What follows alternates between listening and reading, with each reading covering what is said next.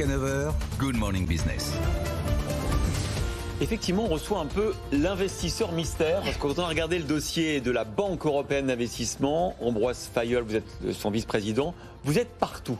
Dans tous les invités qu'on a eu au Container Semaine, vous avez investi, OVH Cloud, Vercor, on était dans le nord de la France il y a quelques semaines, ST Micro, on recevait le patron, voilà, Enedis pour tout le réseau de recharge de batteries électriques, le canal Seine-Nord. Shit for Good, enfin tous nos invités.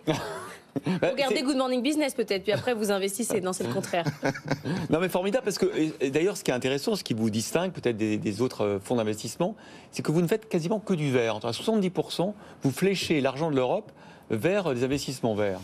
Alors, d'abord merci pour l'invitation. Peut-être un mot sur ce que c'est que la BEI. La BEI, c'est une banque publique qui est détenue par les États de l'Union européenne pour financer des projets d'investissement de l'Europe. Et des projets que l'Europe considère comme particulièrement importants pour son avenir. Et effectivement, depuis 2 ans, on a développé une stratégie pour favoriser les projets verts.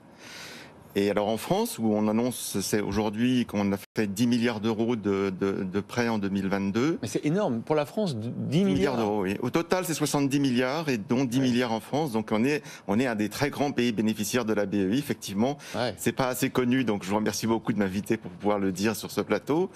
Et on a fait donc 70% en projets ayant une composante climatique et 30% en projets ayant une composante d'innovation. Et c'est vraiment les 2 axes de notre stratégie en France.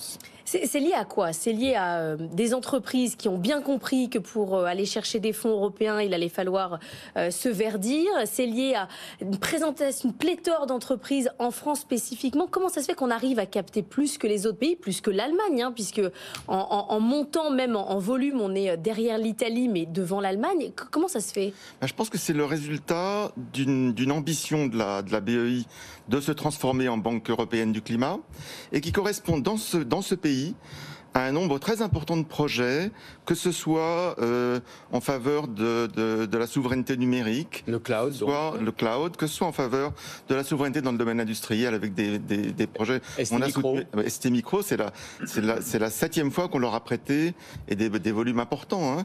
Ou que ce soit dans le domaine vert, ou dans le domaine de la souveraineté médicale aussi, hein, qui est aussi très importante. Il y a aussi des hôpitaux toutes ces entreprises-là, vous avez prêté. Il y a beaucoup de champions en France. Il y a aussi des hôpitaux auxquels on prête on avait prêté l'année dernière à l'hôpital de Lens qui a fait un nouvel hôpital. Là, cette année, c'est à Nantes. Vous dites prêter, vous mettez jamais de capitaux propres? Alors en fait, nous, on est une banque qui emprunte pour prêter. Et on bénéficie de ce qu'on a un AAA, qui est d'ailleurs la qualité de la mutualisation européenne, parce que quelque part, nos actionnaires ne sont pas du tout AAA. Il y en a très peu. Et donc on emprunte pour prêter à des très bonnes conditions. Et vous prêtez à quel taux, du coup, à peu près? On prête à des taux qui sont bien meilleurs que ceux auxquels les entreprises ou les collectivités locales auraient accès sinon. Ça va être crucial, évidemment, dans une période de remontée des taux, j'imagine. Là. Ça va être crucial, et d'ailleurs, on voit plus d'intérêt de la part d'un certain nombre de partenaires, bancaires notamment, pour emprunter auprès de la BEI, parce qu'on est plus concurrentiel. Puis vous servez, j'imagine, après à convaincre les autres. C'est-à-dire que c'est comme la BPI, quand on a désormais la BEI à son capital, pour aller lever des fonds privés, c'est plus facile. C'est plus facile, on a une expérience, on fait venir aussi des investisseurs sur les projets qu'on finance, c'est aussi pour ça qu'on est là, nous. Hein. Donc chaque fois qu'on finance 1 euro, eh bien, il y a 3 ou 4 euros d'investissement privé qui considérez que c'est viennent sur les x3, projets. x4. Oui. Alors, bon, on va parler un peu plus bas parce qu'il y a nos amis allemands qui nous écoutent peut-être, mais j'imagine que dans une instance européenne où à chaque fois c'est des équilibres, chacun regarde son retour, etc.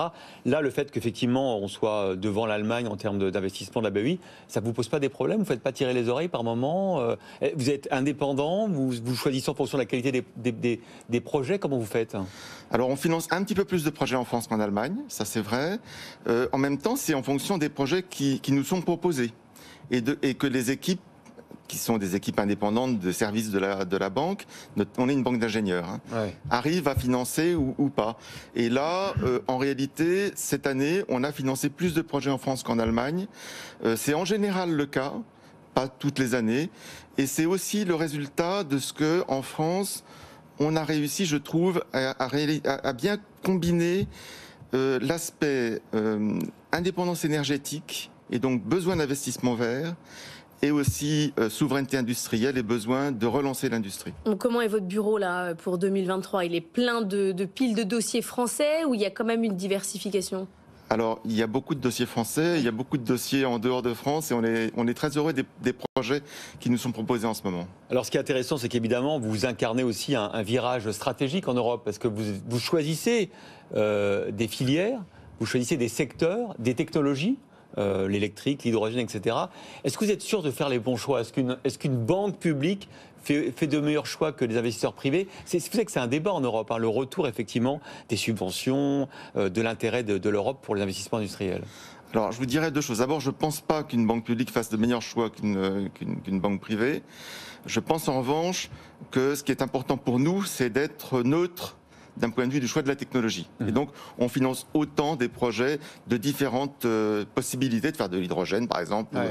Et on verra bien. Vous dites pas on mise tout sur l'électrique en Europe parce que les règles vont être comme ça et qu'on sait que le marché va changer. Non, mais en même temps, on finance beaucoup d'infrastructures pour favoriser l'électrification. La transition énergétique, quoi. La transition énergétique, c'est la clé de notre avenir. Mais vous mettez aussi vos pions dans l'hydrogène ou dans le solaire, c'est-à-dire que c'est global. Oui, ou dans l'éolien flottant, comme en Méditerranée, par exemple. Alors j'ai une question, parce qu'on a eu ce débat vendredi, notamment avec Marc Fiorentino et Emmanuel Le Chypre. C'est bien d'investir dans le vert, mais ça vous donne bonne conscience.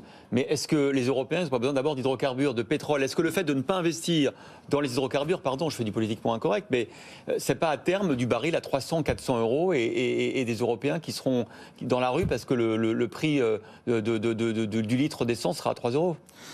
Alors d'abord, je pense que ce qu'a montré la période récente, c'est plutôt qu'on a intérêt à essayer de favoriser au maximum les investissements qui permettent d'avoir de l'indépendance énergétique. Oui, mais la transition, elle va être longue. Alors la transition, elle va être longue, mais on l'accélère. C'est aussi pour ça que ça sert la BEI.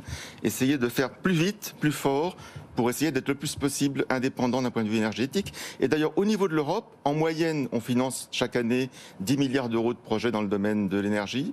L'année dernière, c'était 17 milliards. Et donc, c'est ça qu'on veut essayer d'accélérer pour justement être plus indépendant et favoriser en même temps l'industrie européenne.